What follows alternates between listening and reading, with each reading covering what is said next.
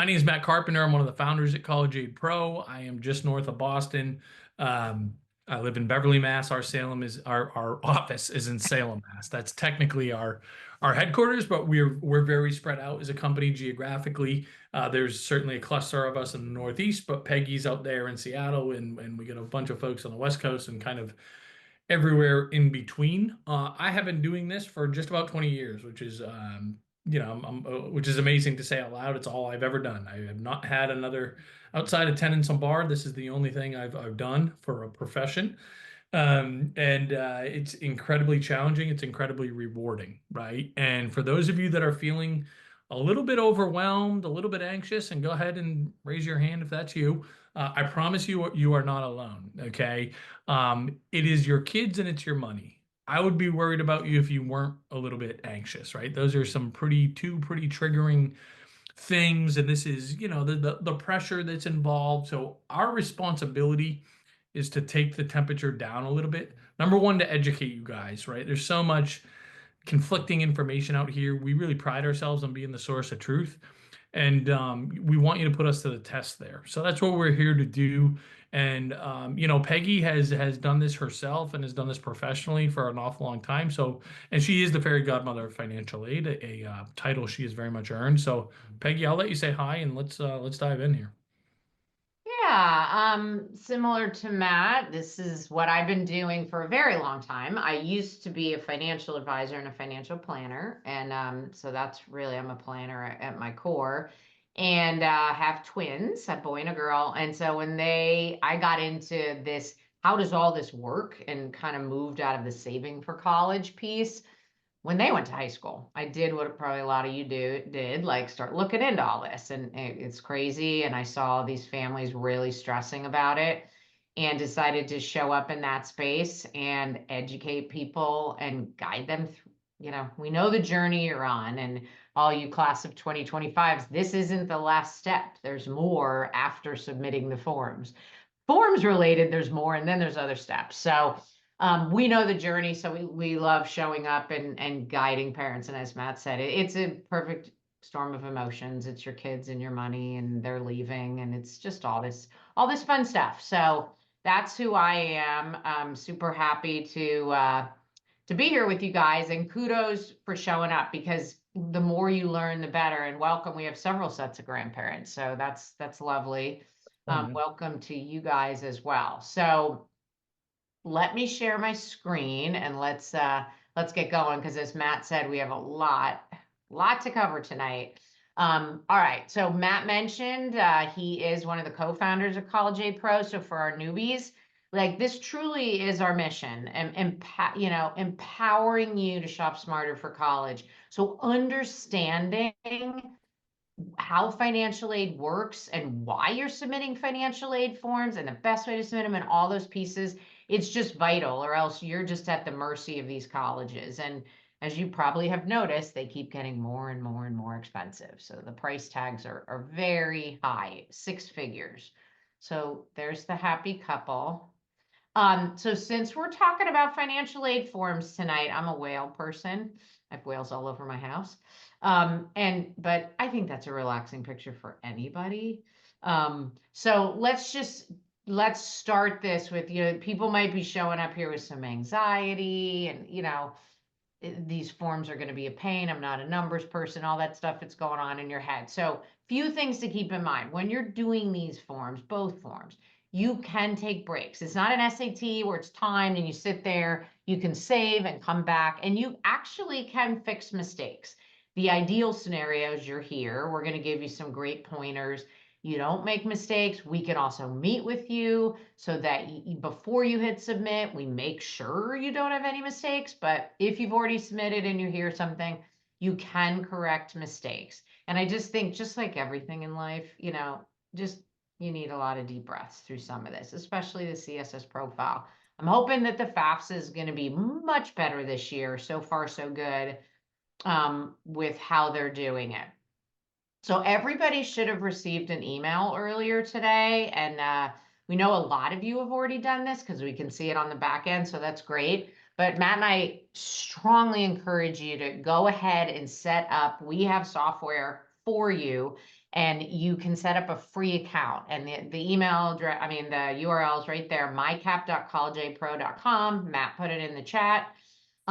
If you've done it, great, have it set up, because Matt's going to talk about very high level how financial aid works for a couple minutes, and you'll be able to see your unique, your family situation right on your dashboard.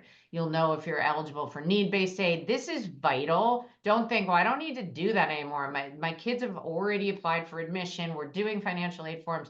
You absolutely should, because a next step is appealing. You can upload award letters. We'll tell you, we'll translate the award for you. We'll tell you if you should be appealing and why. That's that journey that I was talking about. So go ahead and get that set up. The onboarding is very fast. If you don't know all the answers, just put your best thought. You can always go in and adjust it. It's very easy once you're in the software. So definitely go ahead and get that taken care of. A couple housekeeping things, because we forgot to mention, for our groupies, we love questions. Put them in the Q&A. We'll remind you if you forget, because we'll tell you to put some stuff in the chat, like where you're from and all that stuff. But your questions, please put in the Q&A. You can be anonymous. We will do our best to get to as many as we can. We will not get to all of them. We just have too many people live. And if you have a very detailed question, we won't be able to do it because we would need to meet with you. But we'll do our best to get to many questions as we can. And this is being recorded. You will get the recording tomorrow. So don't worry if you get distracted. So there's a couple housekeeping things for you. All right, Matt, I'm going to turn it over to you. Yeah, so again, we always try to, obviously, we're talking about some specific stuff here tonight, being the FAFSA, the CSS profile. That's the meat of this, and we will certainly get there. But I think it's important to understand how this fits in the larger context. And we've already got some questions related to that, right? Why should I even be thinking about this stuff if I know I'm not going to be eligible for need-based financial aid? Which, by the way, buyer beware. That's how most financial aid gets left on the table, because people self-select out because they make incorrect assumptions, and we're going to help you with that. So super high level, financial aid is any type of discount we get from college. Whenever we're not paying the full sticker price, we're getting a type or a combination of financial aid, and there's three basic buckets. Need-based grants. This is free money based on the family's financial profile, based on their eligibility for need-based financial aid. And then there's a huge variation based on the specific colleges you're accepted into. How generous or not are they with need-based financial aid, right? Just because we're eligible doesn't mean we're going to get any. It depends on, the school's specific business model. These folks that are not eligible for need-based financial aid, they could still be eligible for merit-based scholarships, right? These are opportunities where the college says, we don't care how much or how little the family makes or what they have for resources. We want your kid to come to our school. We're going to give them a financial incentive to do so. Kind of our traditional scholarship, right? The last bucket of quote unquote financial aid, kind of a sexy term for loans, right? They call it self-help financial aid, but this is not free money, right? And oftentimes a little bit confusing, and it is packaged in such a way that it looks better than it actually is, right? We're most interested in free money, but there is still a part of this self-help financial aid that every single person is entitled to, and we recommend every single person take advantage of. I'll elaborate on that in a couple slides here. Go ahead, Peg. You can go to the next slide. Something that I say probably more frequently than anything else, maybe the line I repeat, more than anything, is it depends on the college, right? It depends on the situation. Every single college is different. These are private businesses. You want to treat them as such. And they all operate their business a little bit differently. Of course, there's some overlap, but again, we have to treat them like we're applying to 10 colleges. These are 10 different business models that we are up against, so to speak, okay? However, there is a universal formula that is used to determine every student's eligibility for need-based financial aid. So anytime there's a universal formula, we want to get really comfortable with that. Again, with all the different moving parts in this process, let's at least kind of have this piece nailed. So this is a formula that every college uses, every financial aid office. They take their cost of attendance or their sticker price. They deduct your SAI, your student aid index, said another way, expected family contribution, right? So you pick your You pick your acronym, SAI or EFC. But either way, this is a dollar amount that is assigned to your family. Most of you already know what this SAI is because you've already created your MyCap account, so you're probably looking at it right now. But if that number is lower than the cost of attendance at a given school, that difference is the amount, the dollar amount you are eligible for in terms of need-based financial aid. Now, in order to even be considered for this, even to enter yourself into this equation, we got to complete our financial aid applications. Okay. Now, just because we're eligible for need-based aid doesn't mean we're going to get any. That's when it gets very school specific. Again, I will elaborate in just a few minutes here. Go ahead, Peggy. I want to take a minute. I teased it before. We've already got a handful of questions around it. What if I'm not eligible for need-based financial aid? I've already set up my MyCap account. I've seen that my student's SAI is $150,000. Therefore, I'm not eligible for any traditional need-based financial aid. I want to talk about a couple of things here. Number one, you're still going to be eligible for scholarships at certain schools. So let's go find out which schools those are that are still going to be great fits for our family. For some of these schools, right, in order to be considered for those scholarships, okay, you still have to complete the FAFSA and the CSS profile. I always use NYU as an example because it's an incredibly popular school, very expensive school. Scholarships exist there, but you have to complete the FAFSA and the CSS profile in order to throw your hat in the ring. Okay. And they're not the only school that's like that, of course. Just I think, a great example. But there are still more schools than I bet you would guess where scholarships don't exist, right? There's about 100 schools in the country in which scholarships don't exist. There's not one Ivy League school that offers scholarships. MIT doesn't offer scholarships. Middlebury, Amherst, Williams, Bates, Bowdoin, Colby, right? And obviously I just named a couple, but every one of those schools I just mentioned, if a kid is not paying full sticker price to go to that school, it means they're getting some type of a need-based financial aid. They're not there on scholarship. Okay. The last one, and this is a little bit more sophisticated, but it's important that I plant the seed here. These are businesses, full stop. With that, we have to create leverage for ourselves, right? The students are the products. So we have to apply to competing schools. I live in Boston, right, or just north of Boston. If you come to visit Boston and you fall in love with Northeastern, but you hated BU, and then you tell me we're only applying to Northeastern, we didn't like BU, it didn't align with what we were thinking we were going to find based on our research. I'm going to make you apply to BU, knowing you have zero intention to go there, but we're just going to use that offer. We're going to use it to get more money out of Northeastern, and we will. Okay, especially if we're not eligible for need-based financial aid. This is a mission critical tactic. And Peggy, let me just share my screen quick. So this is, again, just a quick refresher. Most of you already have your account set up. If you don't, just set it up right now. Peggy will share the link again. But the first thing you're going to see is your SAI. So it's going to take the surprise out of this is the number you're going to see when you submit the FAFSA. You don't get to see that number when you submit the CSS profile, so we're going to give it to you here. But these are the drivers for determining what colleges are actually going to cost you, right? BC, Columbia, almost identical in sticker prices, but Boston College is going to be way more money. Why? They consider home equity fair game. If you own your primary residence, they think that's fair game. So it's really important how you present it on the CSS profile. But Columbia doesn't consider it. So that's why this family is going to get a much better deal there.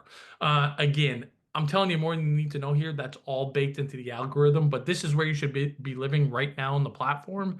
And then additionally, when we talk specifically about getting private scholarships, I can just go say, go show me schools that are close to my house and, or smaller schools that are close to my house and have, this particular major, whatever it happens to be. There's any number of filters that you can put in here, but then you can just go sort based on who's going to give you guys the most scholarships. Maybe we weren't thinking about Dickinson, but they're going to give us 43,000 no matter what our income is. If we are eligible for financial aid, you guys can sort that way. So make sure that you're using the platform to see A, what schools are going to cost you, but B, go find some other schools that are going to give you guys a ton of money, regardless of your financial or academic kind of resumes, so to speak, and if nothing else, to create leverage on that list. Okay, so moving on to the task at hand here, the financial aid forms. I teased a couple of these. Why should I even submit these forms, especially if I don't think I'm going to get any? Number one, do not leave money on the table. The statistics are make us sick to our stomach each year in terms of how many people don't apply for financial aid because they incorrectly assume that they're not going to get any. Again, we've seen people with 400,000 incomes, 500,000 incomes with all sorts of assets and things like this still be eligible for need-based financial aid. I mentioned it. Some schools, if you want to be considered for scholarships, got to complete the applications. You can't change your mind, guys. If you don't apply freshman year, you can't say, oh, we lost a job in junior year. Oh, we got another kid that's going to be in college now. We'd like to apply. You are signing up to pay full sticker price for all 4 years if you don't apply freshman year. Okay. If you want to appeal, i.e., negotiate for more financial aid or scholarships, they're not going to hear your case unless you've submitted your financial aid forms. And guess what? That's a mission critical part of this process in order to make these colleges more affordable. Finally, I said this earlier, everybody that submits the FAFSA is entitled to the federal direct student loan. That's a loan that totals 27,000 over the course of 4 years, right? A total of 27,000 over 4 years. We firmly recommend every single family, let me say it again, every single family takes advantage of that loan. Why? If you need to borrow at all, and most families do, that's the first place that you start, full stop, universal recommendation. Okay. The student doesn't need established credit. They don't need a cosigner. They're guaranteed to get it. They're not going to see a bill until 6 months after graduation. Unbelievably flexible repayment terms. Let's say you say, look, I don't need my kid to borrow. I don't want my kid to borrow. So why would I take advantage of that? Take out that loan, go through those steps each year, pay it off instantaneously before any interest accrues. Your kid's going to graduate with almost perfect credit, like a 780 credit score, because again, technically, that loan is only in their name. They're guaranteed to get it. So, again, those are just a few reasons why you at least got to do these guys. All right, Peggy, I'll get out of your way. Okay, so here we go. So let's hit the FAFSA first. Somebody went in and said, I'm confused. Is it actually live? I know why you're confused. Yes, it's live. It's live to everybody. That's all you need to know. You don't need to know all the backstory. Okay, so everybody can get in there now. We're going to talk about deadlines in a few minutes. Doesn't mean you need to go in there tonight after we finish our webinar. You need to find the deadlines at your child's college and submit everything a few days before the deadline, at least a few days. We just had a massive windstorm in the Pacific Northwest. I didn't lose power. People are still out of power, right? So if you're in that situation and you wait till the last minute, you're stuck, right? So everything's live. So let's talk about a few things because I've already seen some questions and I wrote in there that I'm going to cover this. If you are divorced or separated, only one biological parent is going to submit the FAFSA. And that is what they're calling the custodial parent. The definition of custodial parent has changed. It is the parent that provides the most financial support on a year look back from when you're submitting the form, not a calendar year or a school year. So if you haven't submitted the CSS profile, if you have, it needs to be the same custodial parent that you chose on that.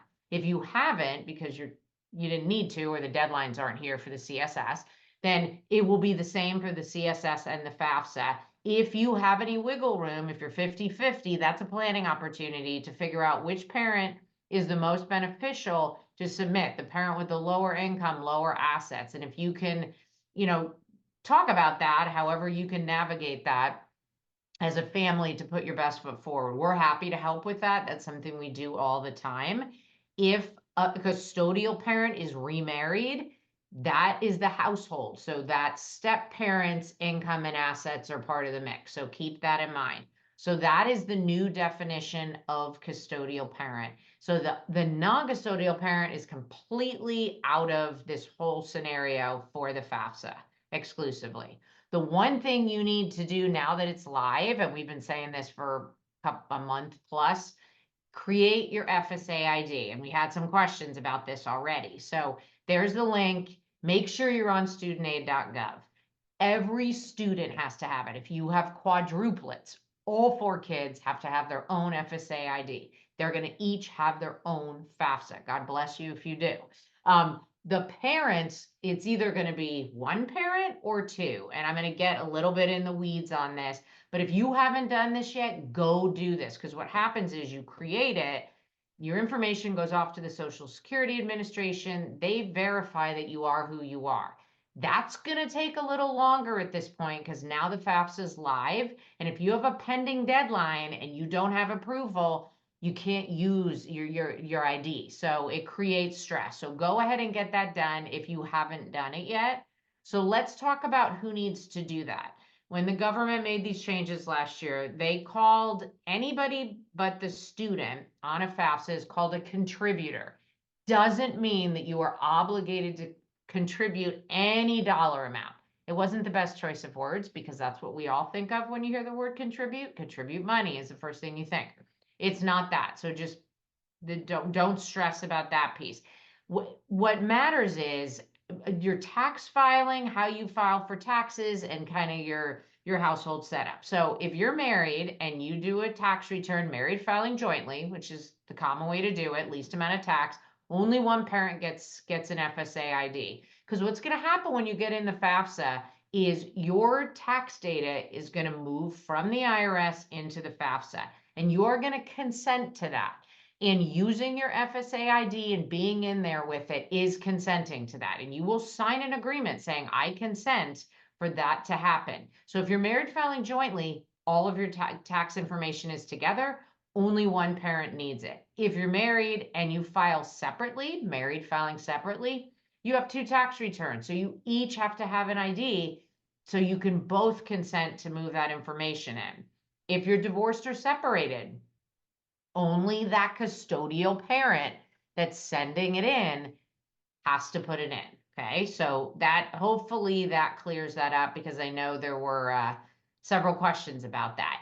Once you give consent, you can't go back and go, oh, I didn't want to do that. So if you don't give consent, your child won't get any aid. So it's kind of a thing. You can't manually enter it unless the system forces you to.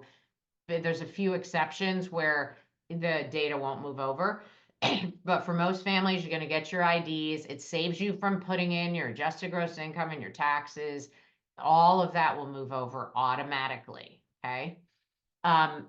Your responsibility as a contributor is to complete your portion of the FAFSA, provide that consent. And again, you're not responsible for paying because you're a contributor. But if you refuse to do it, your child could be leaving tens of thousands of dollars on the table, meaning you are as well.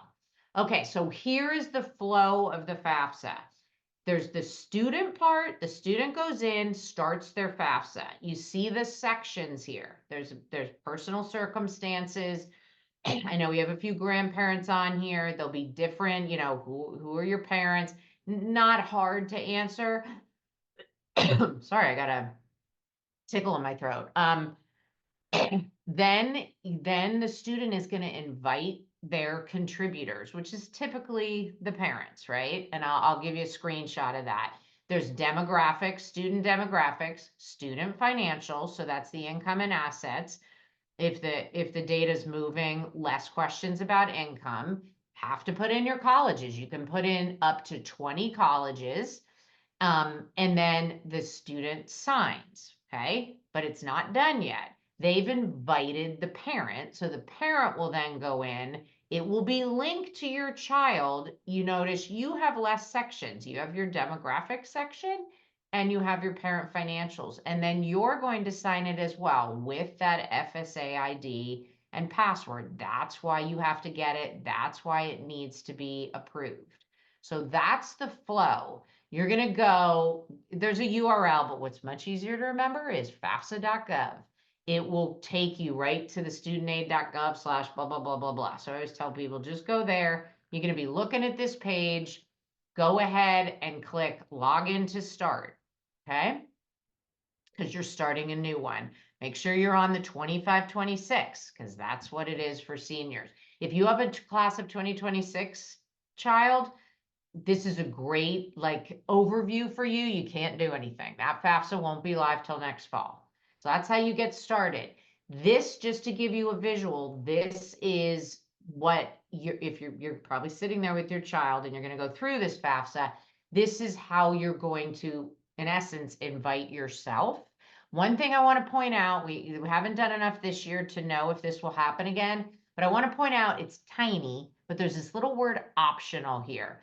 If you're married filing jointly, one of you has the FSA ID. That's who you're inviting. Don't invite the other parent. Last year, when you put in both parents, it caused error messages. So don't put that in unless you're told to do it. The other thing is, when you set up your FSA ID, you're going to put in name, street, all this kind of stuff, your address. What you put in your child's invite to you has to perfectly match. So if you live on Jones Road and you put ROAD, but then when you go to the invite, you put RD, it could kick it out. It's very, very finicky. The good thing is you can log back in and look if you don't remember how you set yours up, but just make sure it exactly matches so that you don't get an error message. And if you do, then go back and look and make sure that you had it perfectly done. What's going to happen is you're going to get an emailed invite. Don't worry about that while you're doing your child's part, but then you'll see it in your inbox and you can take that and then go into your part of the FAFSA.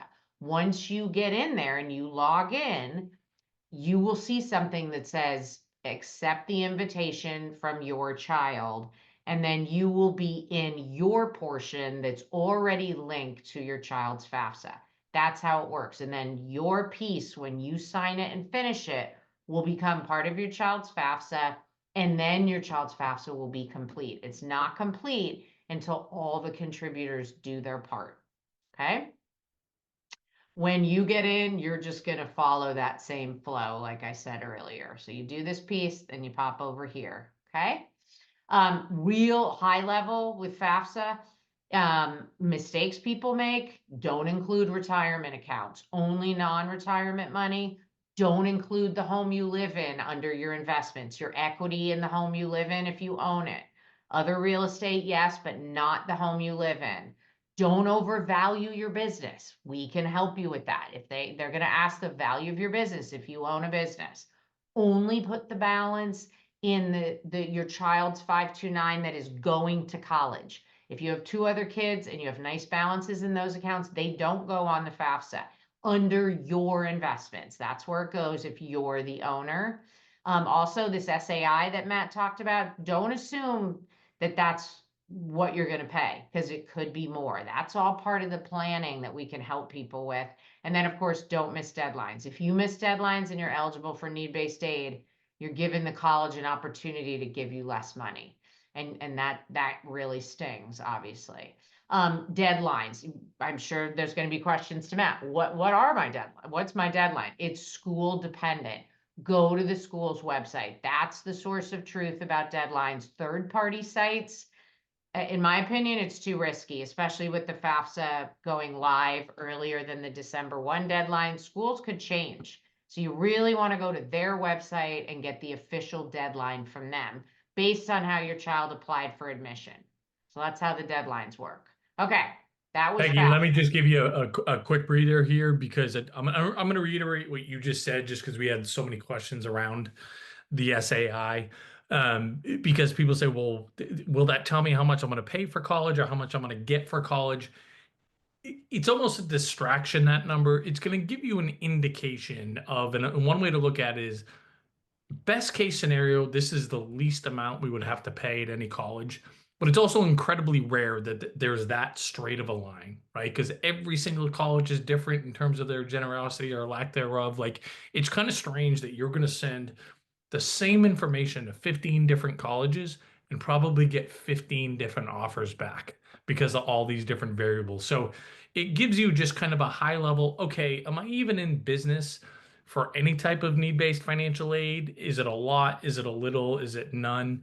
That's kind of how I would look at it. But yeah, really, in terms of how much colleges are going to give you or not, put your colleges into the MyCap account, right? Into our platform, and we're going to tell you again, we'll take the suspense out of it. Yeah, guys, just a reminder to put your questions in the Q&A so that we have one place to look. Okay, so now we're going to move on to the profile, the CSS profile. Very different form in many, many ways. Okay, this has been live since October 1, so some of you might have already submitted it. You might be waiting to submit it based on what you're hearing tonight, whatever it is. So Key differences here, I just gave you the common mistakes on the FAFSA. I talked about your primary home. That's not the case on the CSS. It's not off base. Most schools are going to look at it, not all of them. So that's a planning opportunity. But on the form, it's going to ask you the market value of your home, what your mortgage is, HELOC, whatever liens you have, not overvaluing your home. You don't want to lie, but not overvaluing your home is a key thing to keeping that SAI just that much lower, because some schools will literally look at your equity, all of it, as a liquid asset, which can be appealed because that's ridiculous. I've done it over and over again, and you call them on it and they back off. Another area that's part of your journey that we can help you with. If you are divorced or separated, it's not just the custodial parent. The custodial parent is going to send in the CSS with the student, and the non-custodial parent, and remember that matches with the FAFSA, will be sending what's called a non-custodial profile. So they're two separate CSS profiles that go to College Board, who administers the CSS privately. The colleges will see both. There are some schools that don't look at the non-custodial profile, non-custodial parent. Most do, so that's yet another planning opportunity, but most do. So very different than the FAFSA, where you just have one biological parent. So keep that in mind. There is what's called a non-custodial waiver, though. So if your ex is off the grid, your child doesn't communicate with him or her for emotional reasons, whatever that is, if you have a legitimate reason that that other parent cannot submit a form, it's well worth your time to do these waivers, and they have to go to each college. College Board has a form, but you should check with the colleges because they might have their own form that's a variation of it. But well worth the time, because if both don't come in and you don't have a waiver, they will not give you that endowment money. And that is where all these discounts come from. If you're a business owner, I already mentioned this, I think on the other slide, on both forms, you have to value your business. Okay. So make sure, some businesses have a zero value, resale value. It might sound funny. It doesn't mean they're not viable, thriving businesses, but that's just the case. So we can help you with that if you're not sure how to do that. This is a very invasive, complex, long form, easy to get into though. You don't need special IDs that you have to wait to get approved. It's your child's College Board login. So if they did PSAT, SAT, APs, they've got a login, you're good to go. It's an email and a password. You go in under that and you're good to go. That's how you get in. If you're divorced, though, the non-custodial parent has to set up their own College Board account, because they are going in as them. You're going in as yourself and you're submitting it. So that's a case where you might want some support from us. It gets kind of confusing sometimes when you're the non-custodial parent. All right, so now let's jump in and actually look at some screenshots. I'm not going to take you into the form because you got to hit save and continue a million times to navigate to the pages that I want to show you. And so it would just be crazy. So obviously you need to add the schools, just like the FAFSA. You can't add a school incorrectly.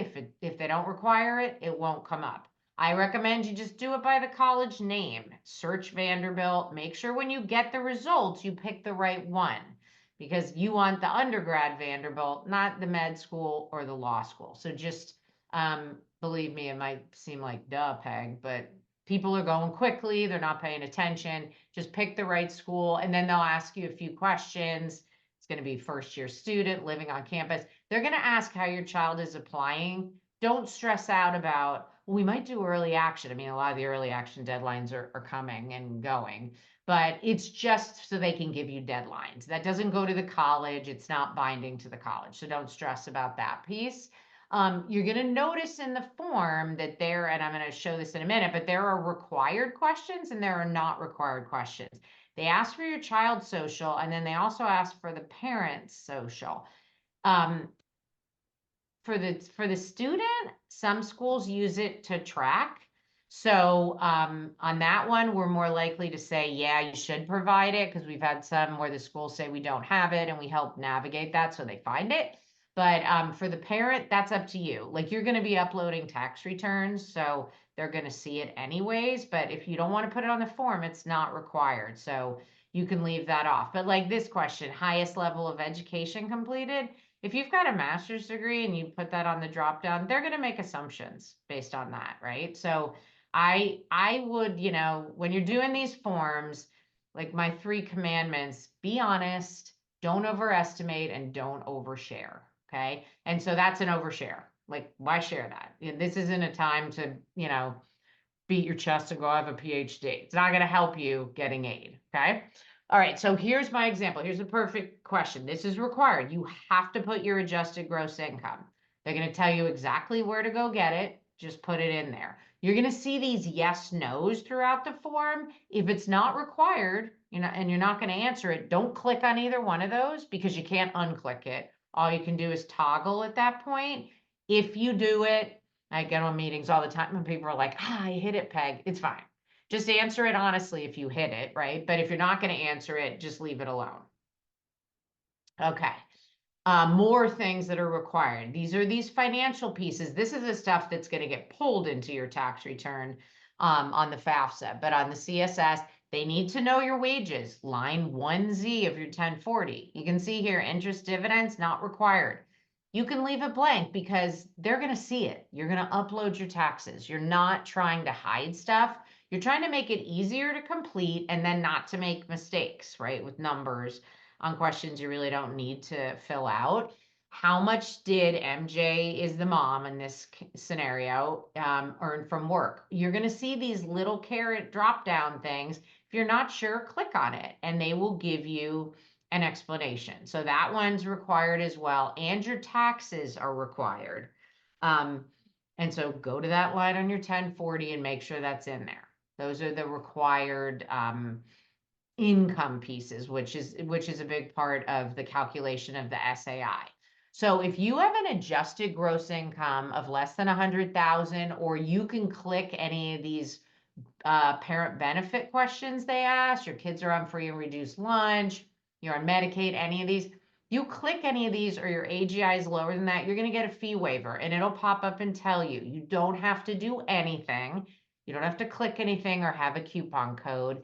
You just get to the end and you'll notice they're not charging you because there's a $9 registration fee and then each school is $16. So it will be free for you, which is lovely. That was a really nice change. This slide is just to give you an idea of the differences between the FAFSA and the CSS profile. As I mentioned, the FAFSA was overhauled last year. So they really created some planning opportunities and some key differences. So for some families, the CSS is better as far as an SAI. And for other families, there's opportunities to lower their SAI that might make a federal school better, meaning a school that only requires the FAFSA. One of them is 401k and 403b pre-tax contribution. So if you're fortunate enough to be able to save for college, save for retirement, you're probably in your company's 401k. If you work in a school, your 403b, it comes right out of your paycheck and goes into the market, whatever the account is, TIAA-CREF, wherever it is for your employer.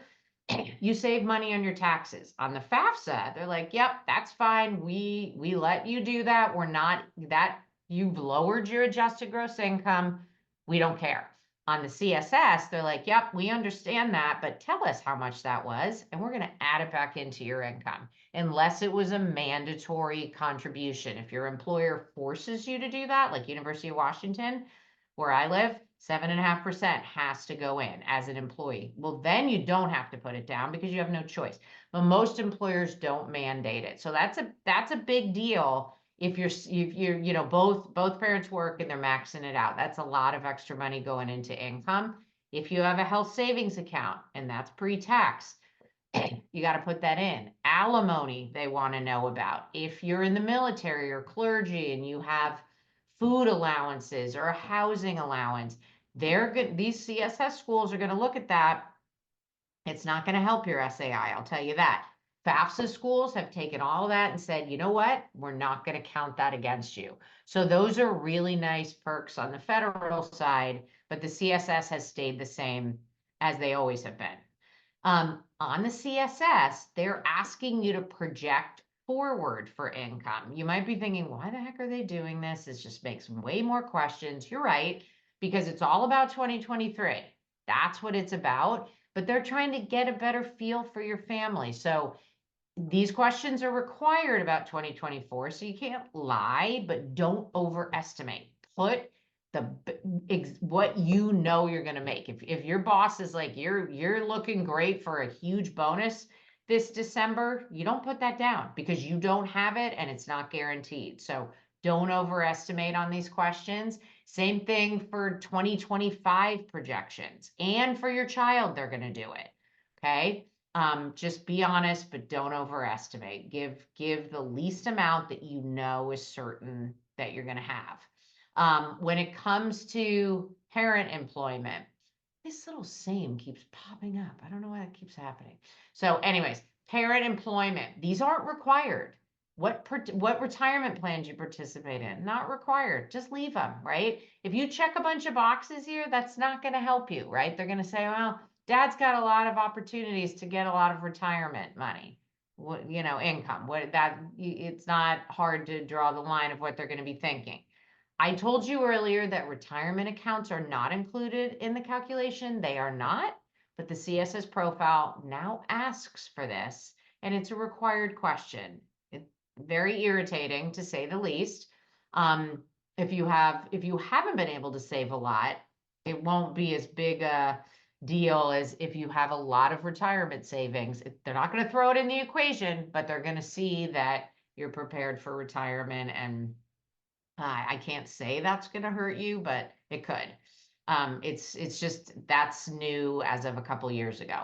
You might not get this you won't get this question if you don't have pre-tax retirement contributions into a 401k or 403b. If you answer that 0 because you don't have them or your employer mandates them, this question doesn't pop up. So that's lovely. Or if you're retired and you don't make those anymore, you won't have that question. I hit this before. If you're divorced or separated, there you just need to say who the custodial parent is. It needs to match the FAFSA. And then you're going to have some questions. They're going to ask you the year of separation. I've noticed this several times this year. Just met with a mom today. If you got separated this year, it won't take it. Just put 2023. It doesn't like it. It won't let you put current year. Why? I have no idea. The divorce isn't required. Bill in this scenario is the non-custodial parent. If I were you, I would not share about your ex. I would let your ex is going to do that on the non-custodial profile. You might put something wrong. Just let him or her represent themselves. And because it's required, you can put unknown in there. This one, I wouldn't touch with a 10-foot pole. Let your ex say how much they're going to contribute, because that question, if you overestimate that, you're going to be paying more for college. You don't want to put more than what the college thinks you can pay. That's why knowing your SAIs, like Matt talked about at the beginning, is vital. Because if you put a high number there, that's now your new SAI. So the custodial parent is asked the same question. So that question it's not going to help you, but it definitely can hurt you if you don't answer it right. And then, they ask if you have a written agreement about how you're paying for college. Let me move my Zoom stuff. Parent assets and student assets. They're going to ask, about checking and savings, your investments. Make sure you look here and you only include the investments they're asking for. Do not include retirement. Once again, I'll say that. 529s that grandma owns. Somebody asked that. That's not on the table here. That's not a parent investment. Okay. And then they'll go over here and say, and these are required, so you got to pick them. Do you have other real estate? Do you have investments? Do you have a business? Go ahead and click what's applicable. And then, you got to follow what they ask after that, because they're going to dig in about property. They're going to ask, they don't ask what your equity is. They ask you for the market value and your liens. Again, don't overestimate your properties. You don't want to put something that's ridiculously low. And we can help you with that. We can help you so that you're being honest, but you're not overestimating. And if you have rental property, they're going to get in the weeds. This is a much deeper dive into your personal life than the FAFSA. One thing I want to call out here on student assets is they actually have a question that says, is the child a beneficiary of a trust? And these are all required, so you got to answer them appropriately. I like that they say, is any of this principal available? If it's not, and they include it, you need to be appealing on that because they shouldn't be doing that. This is that student resource question that I just talked about for the X. Same question, be very, very careful how you answer this. You need to know, you need to have good estimates of your SAI, your institutional SAI for that school. So set up your MyCap account, talk to us if you need to, so you don't overestimate on this answer because that could be very, very bad. At the end of the CSS profile, there's a section called special circumstances. Our recommendation is, even if you have special circumstances, you've retired this year, you just retired last month, and in 2023 you were working, don't put that here. Just put none, leave it in your pocket, and when appeal time comes and you get that financial aid award letter, you're going to pull it out of your pocket and say, thank you so much for that award, and we can guide you through appealing effectively. We're very good at it. But let me share, if you spill your guts here, you don't have anything to pull out of your pocket, right? So please, please just put none, save it for appeal. You might have supplemental questions.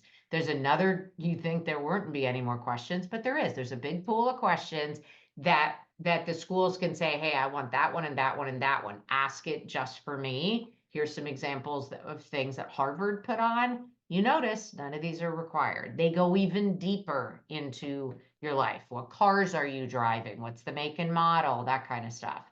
Usually I tell people, just leave them alone. When you're done, and remember how I said earlier, it's $9 and then 16 for each school, you'll get to this page, you'll have to put in your credit card, make sure all the schools are in there, although you can add more later. They'll be happy to take your money. And then you're done. You're done with the form. Your dashboard or your child's dashboard will look like this. And you can correct the CSS, like I said at the beginning. Last year it was one time, so I'm assuming they haven't changed that. This is where you can add more schools, and then you will have to start submitting documents. That's the next step in the process. That's not tied to the CSS form deadline, so you don't have to worry. That has to be done by the deadline. So that's the process there. And then that's both forms and you're done. So that's my puppy dog, Ashling. So I like to begin with the whale fluke, and then we end with the puppy dog. Because you look at a puppy dog, you know, how can you be stressed looking at the puppy dog? Unless you like hate dogs. You're Oh, not it's a gonna. baby. Oh, it's a If you hate baby. dogs, I'm still good. I'm still good. You're still awesome. But anyways, I'm just trying to No. make light because I know this is it's a very hard and stressful process. And I would say don't approach it with the idea that it's going to be awful, right? And, you know, Matt's going to talk about it now, but if you're just like hearing all this and saying, holy, you know what? I don't want to deal with this, then we can step in and basically take over for you. And What I'm a going to great walk you segue. through What a great segue there, Carp. great, Peggy. I'm telling you, your segue game, I'm it on just won't quit. fire. It won't quit. Um, yeah, and by the way, if you don't like dogs, I'm judging you. Peggy might not, but I am. Um, well, I'm going to take just a couple of minutes to walk you through how we can help you from here. Hopefully, you learned something. We answered over 100 questions. I know we couldn't get to all of them, and some of them we have to. Um, we just need more information, right? A lot of you are like, "I'm a grandparent. Should we go independent or not?" Or we're divorced, or we were separated. We're divorced now. Who should complete the FAFSA? It would be reckless for us to answer those types of questions without having more information. We're not blowing you off by not answering those. But I want to take you through each of the ways that we can support you, all the way from like completely taking over this process to, hey, you're a DIYer, but you just need a little bit more help. So here's where I'm going to start. This is, you might have got our email from last week, but we were closed for the class 2025, but we got a percentage of families all the way across the finish line. So we've opened up just a handful more spots where we do have a couple of our Wake Me Up When It's Over packages left. Let me walk you through that, what this looks like. So you'd be working one-on-one with one of our experts, and sometimes, in some cases, two of our experts from now until your student moves into the dorm. Unlimited hours, and we complete every part of this process. But not only are you working with your one-on-one expert, you have access to our bigger team, right? So on our team is the director of financial aid at Harvard, MIT, the former director at USC, the former director of admissions at BU, and you see a whole bunch of other logos here. So we have this kind of hive mentality that we are able to tap into for each of the families that we work with, right? And just a lot of organic relationships that a lot of these colleges that I'm sure you are applying to. On average, families that hire us for one of our Wake Me Up When It's Over packages save about $70,000 on college, right? That is a data-driven number that we can stand tall on. Quite frankly, that's a conservative figure. Um, but we feel like saying something like, $100,000, what we save folks on average, seems too overblown. So anyways, that is one we can stand very tall on. Said another way, most families that decide not to hire us, they end up paying, about $70,000 more than they would have otherwise. We save you a meaningful amount of time. And we look at this as that's time you get back with your kid, right? They're going to college next year, man. Well, I'm sure you're hoping that they would be leaving tomorrow sometimes, but whatever, that's coming pretty soon here, and we want you enjoying the rest of your time with them. On average, families that hire us from one of our admissions packages, they're three times more likely to get in their top choices. We're happy to unpack exactly how we can stand tall on that, but that's again what the data says. So here's what I'm really firmly recommending you do at a minimum.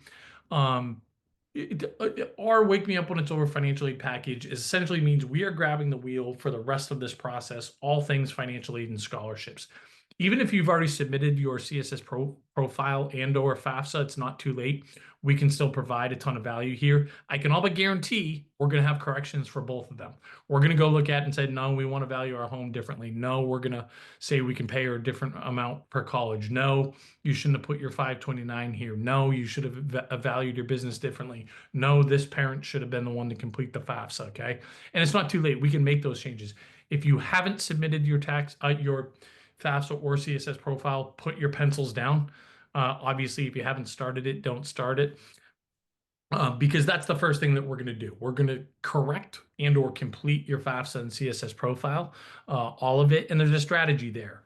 Yes, we're going to worry about who needs what, where, when, how. The how is the mission critical part. Think about having a great CPA. That's what we are within this pretty sophisticated, niche world that we live in here. And we're going to stare at that school list. Even though you're a senior and you're done with your list of colleges or pretty much done, we're going to say, look at it. These are your top choices. You have to get throw an application on one of these, one or two of these competitors. Of course, you don't have to, it's your choice, but very likely we'll have a recommendation for competing colleges so we can create leverage, especially if we're not eligible for need-based aid. Then once we find out where we've been accepted, we're going to lead the charge in negotiating. We won't use that word, appealing to colleges for more money. That could be need-based grants. That could be merit-based scholarships. It could be both. We're going to say, here's our plan of attack based on the college, based on the scenario, right? Something we have a ton of experience with. We're incredibly successful. Obviously, that's a very tangible place we demonstrate ROI, but it's just one of the kind of steps in this process.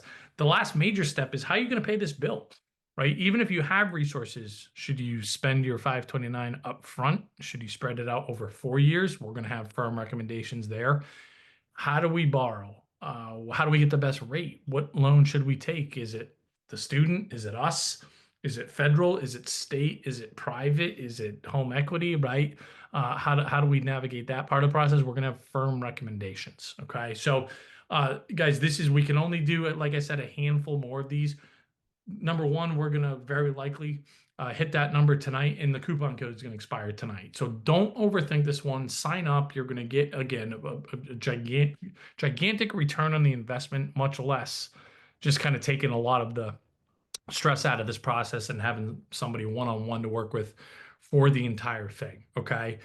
So Peggy, I'm sure you put the link in there. You can Yeah, I sign up did. right. Somebody said the link isn't working and I put it in again.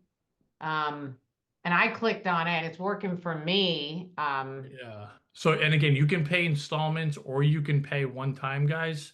So if you go to pay one time, all you would put in is, and I go to pay, I say, hey, I want to take advantage of this package. I put in Turkey 20 and we're off to the races. It's going to deduct the 700 bucks and we're good to go. Um, if you do a payment plan, we do have a interest charge for that. Okay. Let's just say that you're like, this sounds like a good idea, but I didn't get a chance to talk to my spouse or I didn't get a chance to talk to my ex-spouse. Sign up for it tonight so you guarantee that we can service you, right? If you're class 2025, we have more room if you're class 2026. The coupon code will expire, but we're not going to be full for a while. Um, but let's just say it sounds great, but you're just, hey, you didn't get to talk to all the decision makers here. Sign up tonight. You can talk to me tomorrow, me specifically, and just write into support at collegejpro.com. Say, look, we bought one of the Wake Me When It's Over packages last night. We want to talk to Matt just to gut check it, make sure it's the right decision, make sure it's the right fit for us, have him explain it to my ex or my partner or whatever. So I'm happy to do that for you. Again, obviously, I'll only have the bandwidth to do that for the handful of folks that sign up. So take advantage of that, guys. Again, don't overthink this one. I'm not under. I understand that it's not a small investment, but it is one you will be thanking yourself for. If you haven't, if you're not like, if your kid isn't fully on the path from an admissions standpoint, they have to get going. They have to get going. And again, now is the time here. We have an admissions package where you work with one of our admissions experts, making sure that the essay is perfect, making sure that the fit to major is there, making sure that the activities are listed in the right order in the Common App and the supplemental apps, right? Again, I know for most of you this is just not applicable, but if you're like, oh my God, my kid hasn't even started yet, and I'm sick of harassing them, let us play that role. Okay, honest to God, let us play that role and make sure that they are maximizing their odds of getting in. If you need help with both, right? If you're like, oh my God, I need help with the financial and the admissions piece, you'll have two of our experts, right? One for the admissions, one for the financial aid. And again, I understand it's a big investment, but it's one you're going to see a return on. So you know who you are. If you need comprehensive help, there's what that's what it looks like. If you're a family that's just like, look, we got everything dialed in. I just don't want to do these forms. We have something just for that, right? And I'll put this in the chat right now. If you're just like, I just want somebody to review or complete and submit my FAFSA and CSS profile, okay? This is what that looks like. It's 1,500 bucks, right? 14.99 will complete your FAFSA and CSS profile, and you get a 1 hour meeting with one of our experts. Now, there's real guardrails there. We're not going to work with you. That's not going to cover the appeals. That's not going to cover how to pay the bill. That's not going to cover, making sure we have competing packages. You're not going to have that unlimited access to your pro. But if this is your only pain point, and we know that's the case for somebody, that's what it looks like. Again, I'm like, if you're going to do that, spend a couple more bucks and have that unlimited help through the whole process. But you know who you are. And I know you're out there where you're just thinking, I just need some help with that. If you are somebody that's like, look, I don't even need that much help, but I just want somebody to look at this FAFSA and CSS profile before I hit submit. Okay.